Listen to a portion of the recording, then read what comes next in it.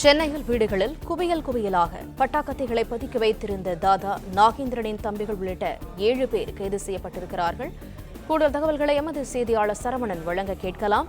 சரவணன், வணக்கம். இது தொடர்பான விவரங்கள் என்ன, சொல்லுங்க.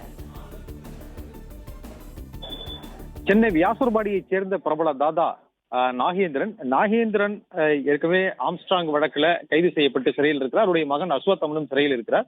இந்த நிலையில நாகேந்திரனுடைய ஆட்கள் மற்றும் நாகேந்திரனுக்கு எதிரணியாக கருதப்படக்கூடிய பெண் தாதா இலாம் அலியினுடைய ஆட்களும் மோதல் ஏற்பட இருப்பதாக தகவல் கிடைத்து காவல்துறையினர் தனிப்படை போலீசார் இன்று வியாசர்பாடியில நாகேந்திரன் வீடு மற்றும் அவருடைய உறவினர்கள் வீடுகளில் எல்லாம் தீவிர சோதனையில் ஈடுபட்டார்கள். இந்த சோதனையில குவியலாக 50க்கும் மேற்பட்ட பயங்கர ஆயுதங்கள், பட்டாக்கத்திகள் உள்ளிட்ட அந்த ஆயுதங்கள் எல்லாமே பறிமுதல் செய்யப்பட்டது.